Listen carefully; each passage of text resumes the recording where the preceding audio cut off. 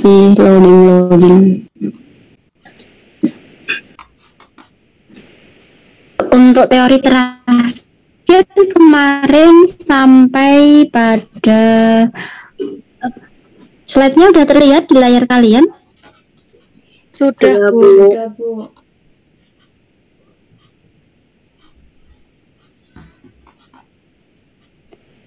Pindah gini. Bentar. Nanti kalau misalnya nggak begitu lancar, pindah ke Gmeet ya. Ini sementara pakai Zoom dulu karena masih bisa. Tinjauan adanya resiko potensial sudah belum kemarin? Kelas fitoterapeutik, terus tinjauan ini sepertinya sudah ya. Halo, dengan teori 3? Sudah? Sudah, Bu. Ya. Oke, kita ke lanjutan dari ini sampai di sifat obat tradisional yang kebenaran bahan sudah? Belum. Kebenaran bahan itu misalnya macet, tentang ini ya, pengambilan bentar. Oke, saya ulangi lagi saja ya. Jadi sifat obat tradisional diantaranya memiliki efek samping yang relatif lebih kecil jika digunakan secara tepat. Kemudian efek relatif lambat, jelas manfaatnya ya. Nah, nanti untuk meminimalkan efek samping dari obat tradisional bisa lewat yang ketepatan bahan, kemudian ketepatan dosis, ketepatan waktu penggunaan, cara, ataupun tujuan. Nah, itu untuk meminimalkan efek samping ya, salah satu dari sifat obat tradisional. Kemudian untuk efek yang lain, yaitu relatif lambat, kemudian adanya efek komplementer atau sinergisme karena kandungan bioaktif dari tanaman itu bermacam-macam ya, sehingga nanti bisa saja antara satu senyawa dengan senyawa yang lain itu akan ada interaksinya bisa saling mungkin meningkatkan, meniadakan, atau bahkan mungkin malah kontradiktif gitu, atau mungkin efeknya antara satu senyawa dengan senyawa yang lain itu berbeda-beda ya, sehingga satu tanaman bisa saja memiliki lebih dari satu efek farmakologi. Kemudian untuk sifat yang lain, obat tradisional itu lebih sesuai untuk penyakit metabolik dan degeneratif dibandingkan untuk penyakit yang disebabkan oleh misalnya bakteri, parasit, virus, ataupun jamur ya, atau infeksi. Banyak yang bersifat promotif dan preventif itu klaimnya. Nah, untuk yang pertama, efek samping dari obat tradisional tadi bisa diminimalkan jika bahan yang digunakan benar ya. Contohnya untuk kebenaran bahan, daun dewa sama sambung nyawa ini di masyarakat sering sekali salah pengambilan ya. Padahal yang dimaksudkan itu daun dewa, tapi nanti salah ngambil tanaman sambung nyawa. Kedua tanaman ini secara morfologi sebenarnya berbeda, tetapi salah penamaan yang paling sering itu. Ya. Kalau daun dewa bisa untuk berbagai penyakit, tapi sambung nyawa itu lebih ke anti kanker. Kemudian kebenaran bahan yang lain contohnya kunir putih sama temu mangga. Keduanya bisa sebagai anti kanker, tapi kalau yang kunir putih tidak disarankan untuk digunakan dalam bentuk segar karena bisa menyebabkan pembengkakan lambung. Tapi kalau temu mangga ini masih aman. Kemudian contoh yang lain rimpang lempuyang ya. Jadi kalau salah varietas ya nanti efeknya bisa sangat berbeda ya. Kalau yang lempuyang emprit sama gajah itu masih sama untuk aktivitasnya, sama-sama meningkatkan nafsu makan. Tapi kalau yang lempuyang wangi itu melangsingkan ya efeknya. Sehingga kalau Anda ingin membuat bentuk sediaan misalnya ya sebagai pelangsing atau untuk menurunkan kolesterol, ya jangan menggunakan yang lembu yang gajah gitu, karena gajah sama emprit itu meningkatkan nafsu makan, jadi berbeda nanti. Kemudian untuk varietas yang lain yang banyak jenisnya ya, jahe itu juga ada beberapa, ada jahe emprit, gajah, sama merah. Ketiganya mempunyai kandungan minyak atsiri ataupun oleoresin yang berbeda-beda. Dulu waktu di Asoba pernah kita bahas ya bagaimana kandungannya.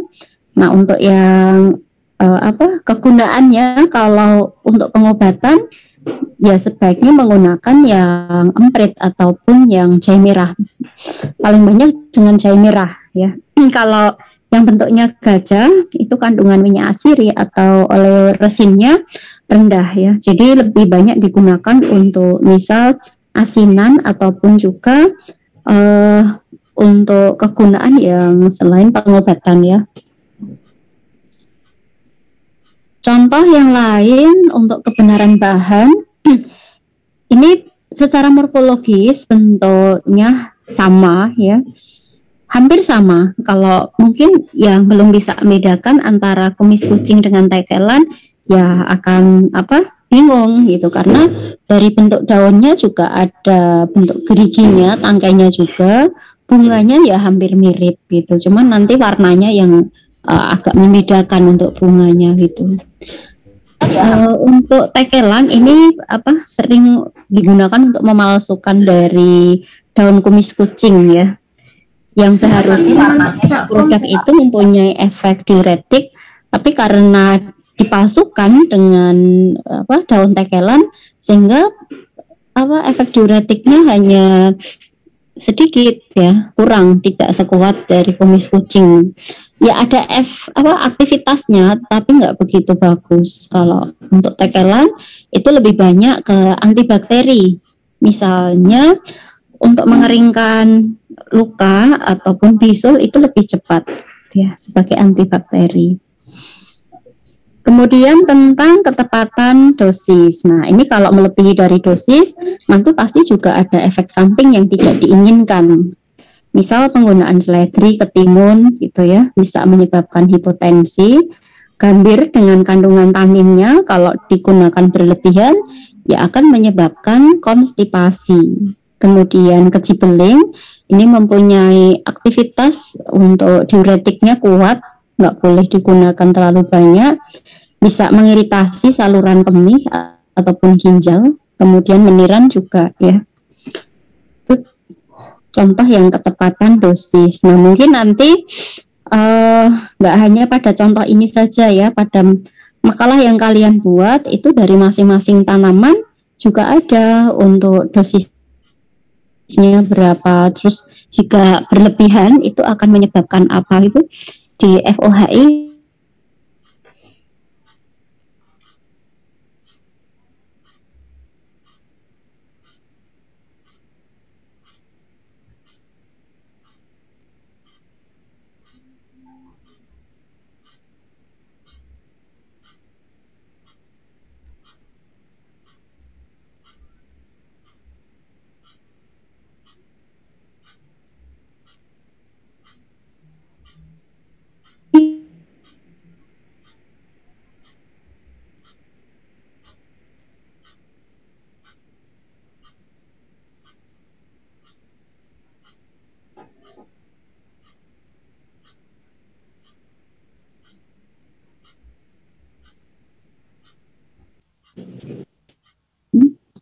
Hilang sinyal saya tadi.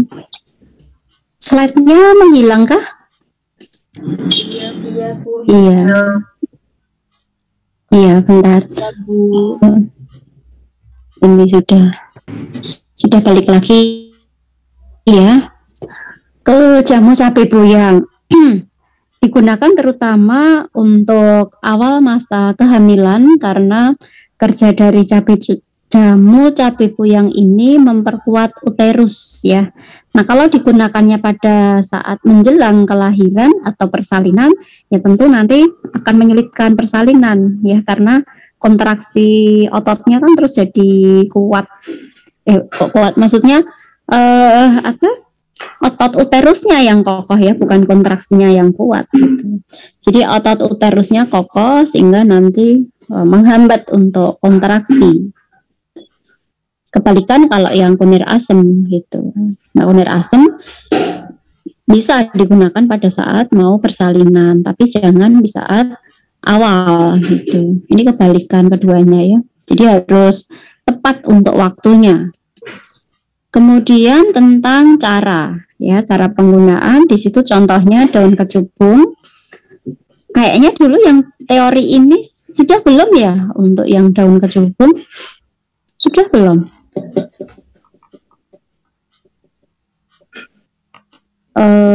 Aktivitasnya ini sebagai anti asma, bronchodilator. Nama latinnya apa? Datura metal ya, atau Datura apa yang lain tuh? Selain Datura metal apa nama lainnya? Kalau secara internasional Devil Trumpet Flowers. Ya. Pernah saya menyebut istilah ini di kelas ini, Devil Trumpet Flowers gitu? Baru dengar atau?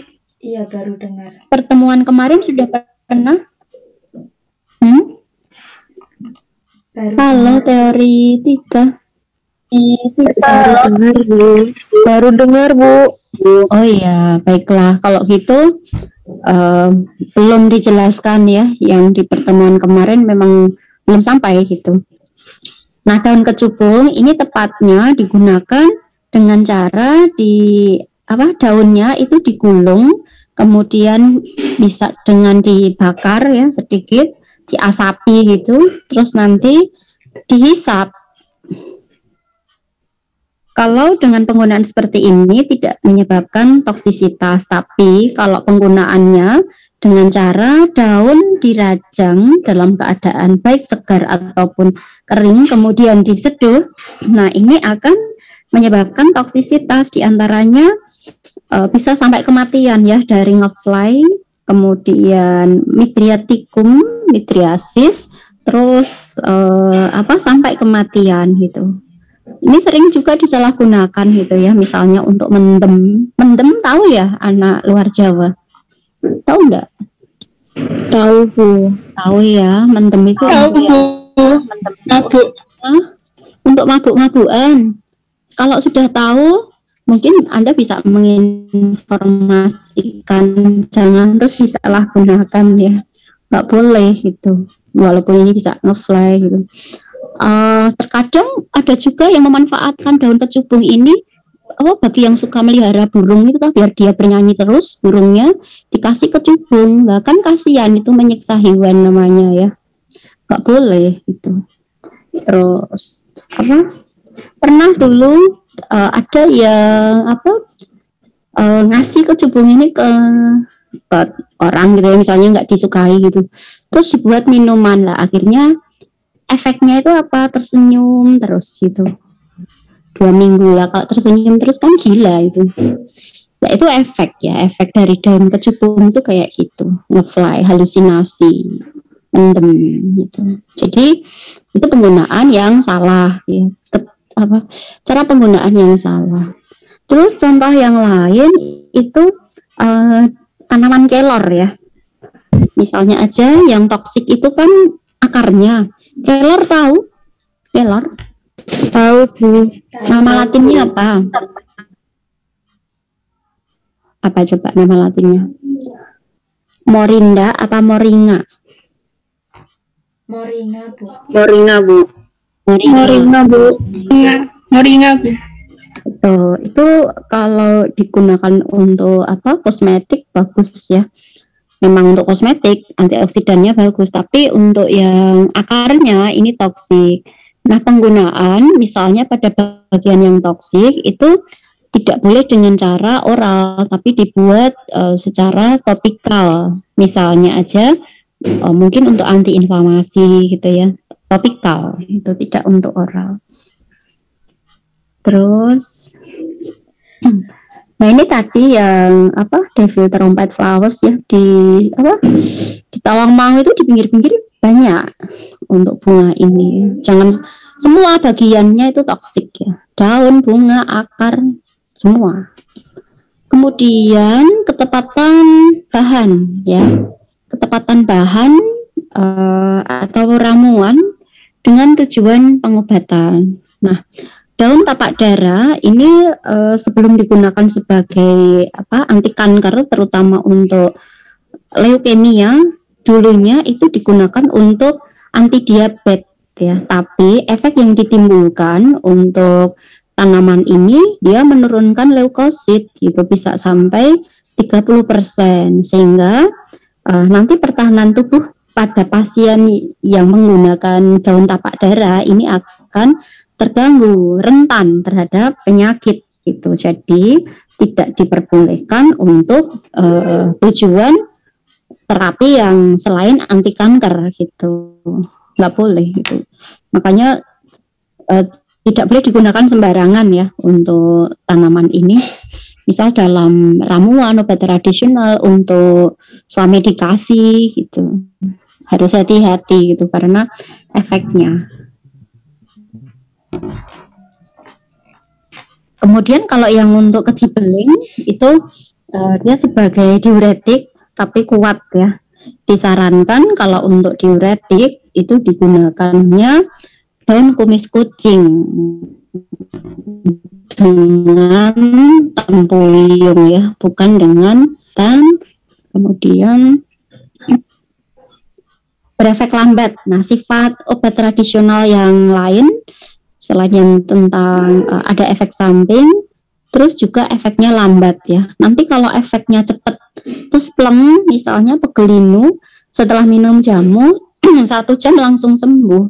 Ya kemungkinan itu ada BKO ya, mungkin dexamethasone dan lain-lain gitu. Jadi ya memang efeknya lambat ya, tetapi jelas gitu. Misalnya untuk jamu mah terasa kemanjurannya setelah 2 minggu.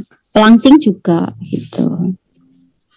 Terus sifat yang lain adalah bersifat holistik ya. Jadi ini salah satu contoh untuk kombinasi efek dalam ramuan antara satu tanaman dengan tanaman yang lain itu mempunyai fungsi yang berbeda-beda.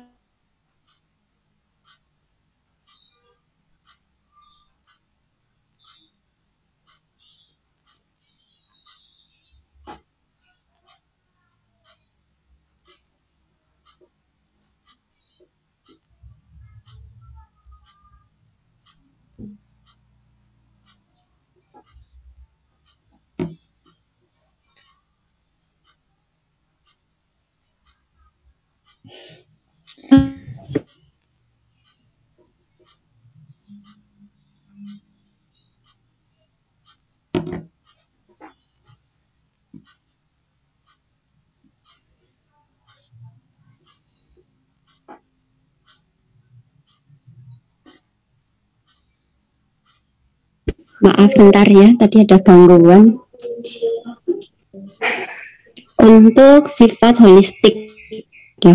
Jadi pada contoh ini dari masing-masing tanaman itu mempunyai fungsi yang keseluruhannya ini digunakan untuk memperbaiki fungsi keseluruhan tubuh. Artinya satu tanaman misalnya ada efek samping itu bisa ditutupi dengan aktivitas tanaman yang lain. Kita lihat masing-masing ya. Misalnya kulit kayu rapat gitu, kulit kayu rapat, daun jati Belanda ini mempunyai kandungan tanin ya, astringent. Dia sebagai pengelat ataupun bisa juga untuk anti diare bisa, tapi punya efek menghambat absorpsi ya. Menghambat absorpsi itu bisa absorpsi nutrisi, menghambat absorpsi dari obat, jadi bisa mengurangi efek farmakologi obat.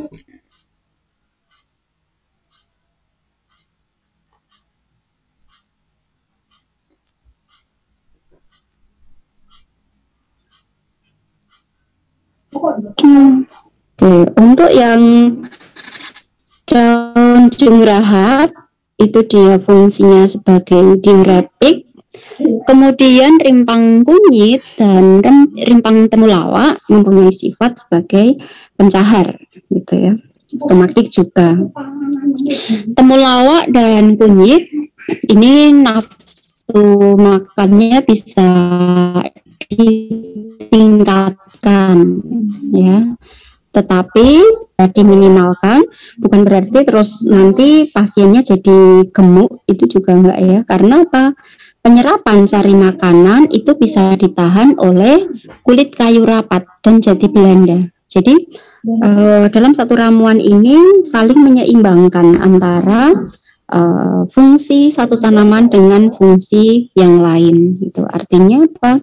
Fungsi keseluruhan organ dalam tubuh itu nanti masih akan tetap berjalan, gitu ya, masih bisa berfungsi gitu. Kemudian kulit kayu rapat ini tadi dan jati Belanda kan sebagai apa? Anti diare kan ya. Anti diare itu terutama dia dengan efeknya nanti apa?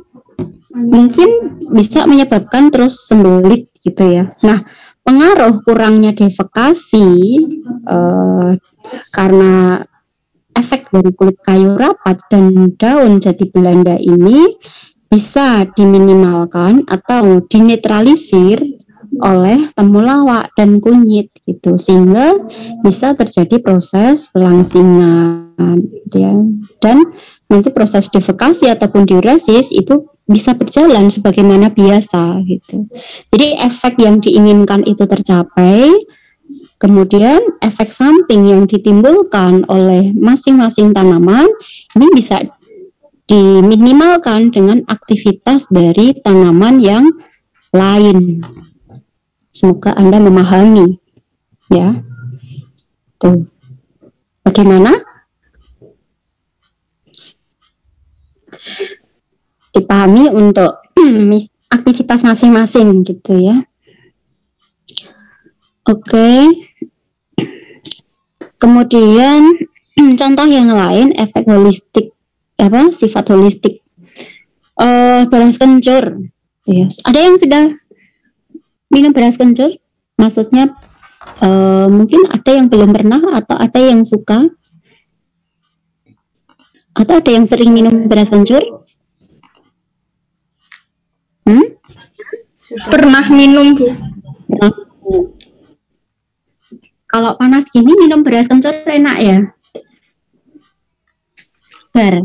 Tapi hati-hati yang punya tensi, riwayat tensi tinggi, jangan minum beras kencur ya, nanti bisa meningkatkan tensi gitu.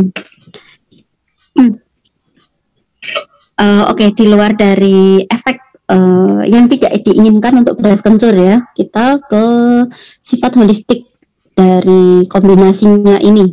Nah, kencur itu mengandung senyawa etil metoksisinamat. Senyawa itu sifatnya kurang larut di dalam air. Nah, kurangnya larut dalam air ini bisa ditingkatkan kelarutannya itu dengan adanya pati yang ada pada beras. Jadi beras itu meningkatkan kelarutan senyawa etil metoksisinamat. Dia sebagai suspending agent ya. Sehingga nggak mau orang dulu itu sudah pintar-pintar ya untuk membuat minuman itu kencur itu dengan beras gitu ya, tidak dengan yang lain, dan efeknya segar, enak gitu. Kemudian kunir asam. Kunir asam ini mengandung kurkuminoid ya, yang warna kuning menyegarkan, stabil. Tapi sifatnya dia kurang larut di dalam air. Nah, untuk stabilitas dan kelarutannya itu bisa ditingkatkan dengan adanya asam ya. Sehingga kunir itu dikombinasikannya dengan asam ya, selain menstabilkan, meningkatkan kelarutan kurkumin, juga menutupi rasa getir pada kunir ya. menambah rasa yang enak gitu.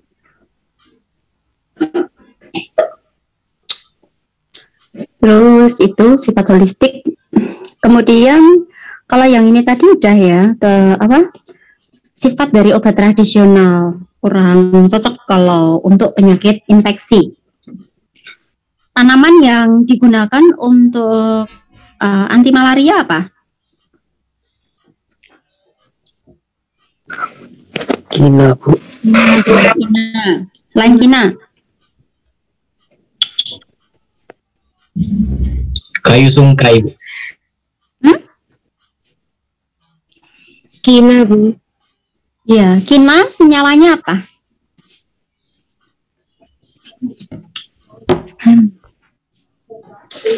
Kina senyawanya adalah, kan sudah dibuat sintetisnya.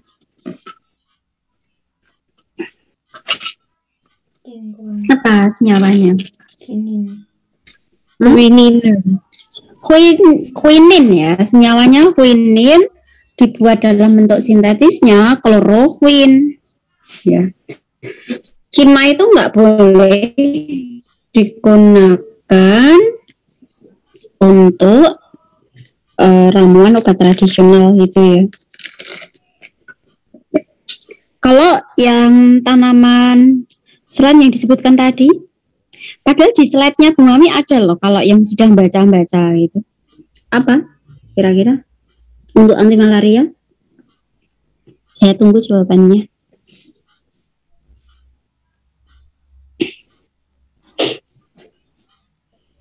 Slide berikutnya ada. Apa coba? Tanaman? Sambiloto bisa, Bu. Sambiloto. Ya bisa. Tapi sambiloto kurang sih.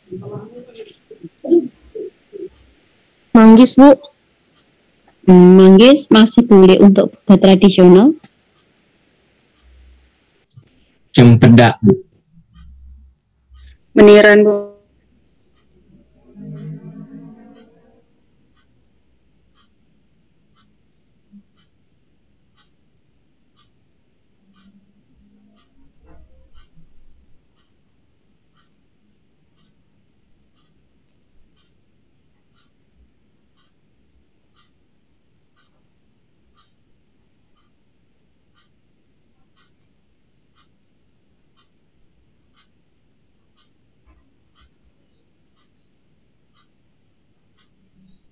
Sudah baca slide yang di belakang-belakang?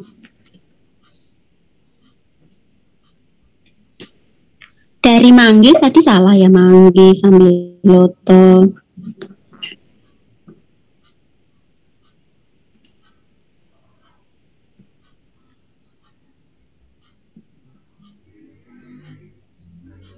Halo? Masih bisa terdengar suara Bu Mami?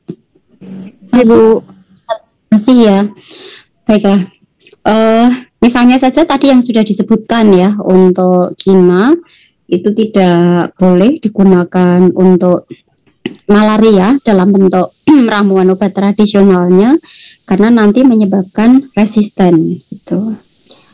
Nah, lebih tepatnya untuk obat tradisional itu ya digunakan untuk penyakit metabolik degeneratif ya, seperti diabetes, hiperlipidemik, terus asam urat, batuk ginjal, rematik dan lain-lain. Karena penyakit yang saya sebutkan tadi biasanya untuk pengobatannya itu membutuhkan waktu yang lama ya.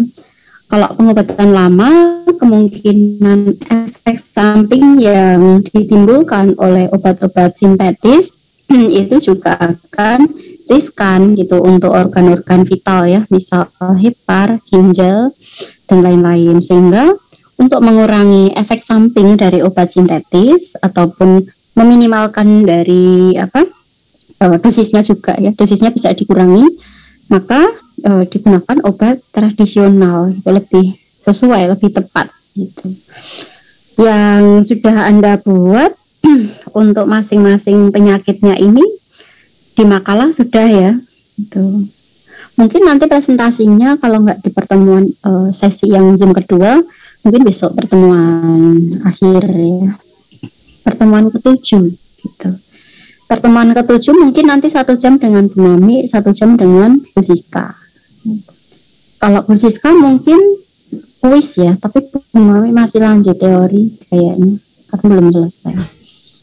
Kemudian klaim dari obat tradisional untuk yang jamu itu lebih ke promotif dan preventif ya, misal penyegar badan, pelancar haid, stomatu ASI, dan terutama untuk ini meningkatkan sistem daya tahan tubuh ya, misal Sambiloto yang Anda sebutkan tadi, meniran itu untuk meningkatkan sistem imun.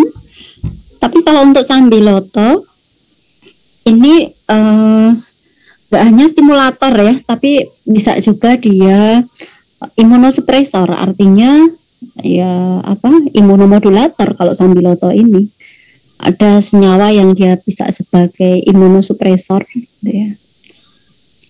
Tahu ya bedanya imunostimulator sama imunosupresor? Ketika pasien yang dia menderita autoimun seperti mungkin lupus gitu, nggak boleh diberikan tanaman atau obat tradisional yang sifatnya stimulator ya, hati-hati itu penggunaannya. Nah, untuk yang klaimnya kuratif itu lebih ke OHT dan fitofarmaka. Kemudian efek samping. Nah, ini contoh saja ya, contoh walaupun tanaman atau obat tradisional itu diklaimkan aman ya tetap aja ya ada efek samping seperti yang di awal-awal tadi, beberapa juga ada efek samping, bahkan bisa sampai ini toksisitas ke organ vital gitu. Kalau nggak menyebabkan toksisitas, terkadang bisa menyebabkan hipersensitivitas, mungkin gatal, alergi gitu.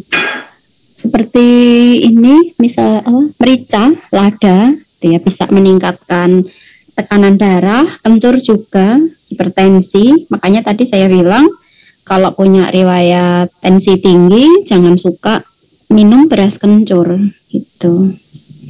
Walaupun enak ya, seger. Protowali itu juga ada efeknya, menghambat pertumbuhan plasenta. Kemudian ini adalah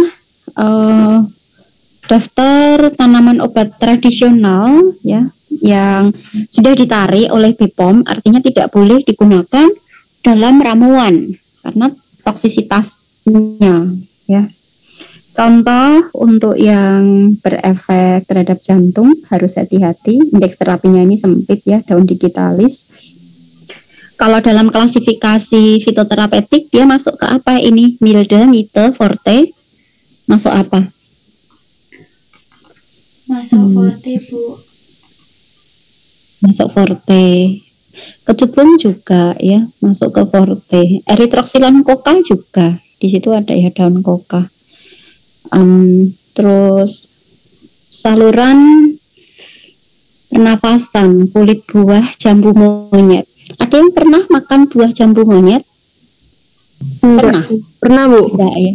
Pernah Bu. Rasanya gimana? Ceguken enggak kalian? Asam manis, agak pahit. Agak pahit. Nah itu kalau dibuat lotisan biasanya terus ceguken ya. Karena dia ini ada efek ke saluran pernafasan gitu. Ya hati-hati maksudnya gitu ya untuk jambu monyet kalau digunakan mungkin lotisan atau untuk yang lain gitu. Kalau bijinya enak ya. Mete. Terus tanaman yang bisa menyebabkan abortif, daun maja.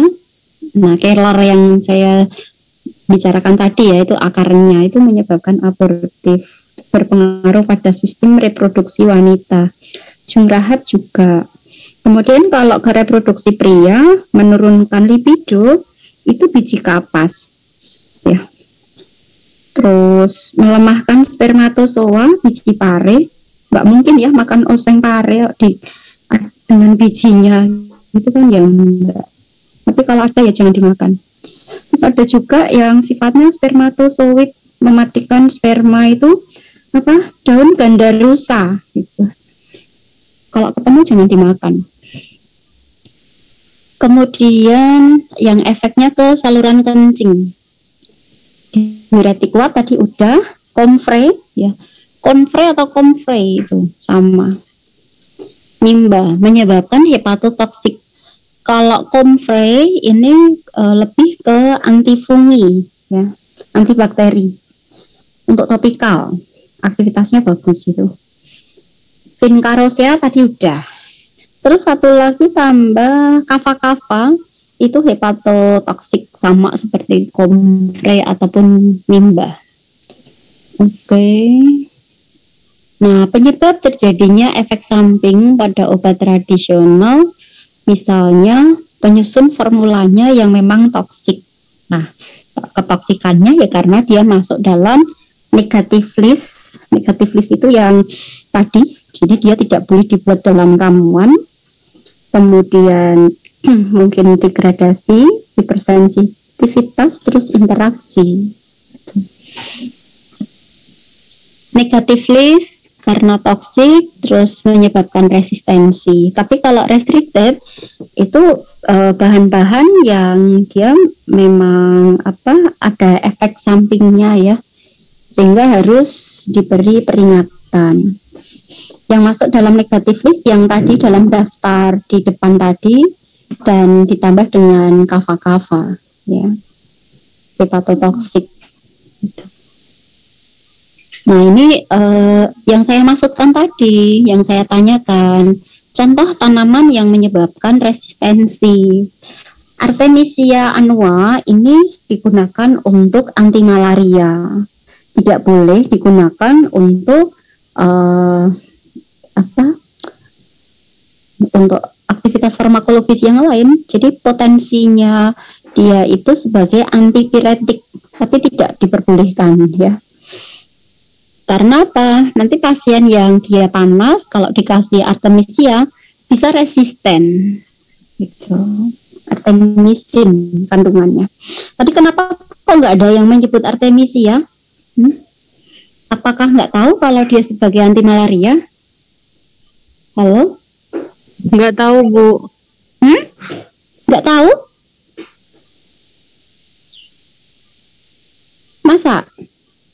Bukannya ini dulu waktu di farmakognosi sering ya disebut, anak farmasi itu harus tahu loh tanaman yang menghasilkan senyawa yang udah diisolasi.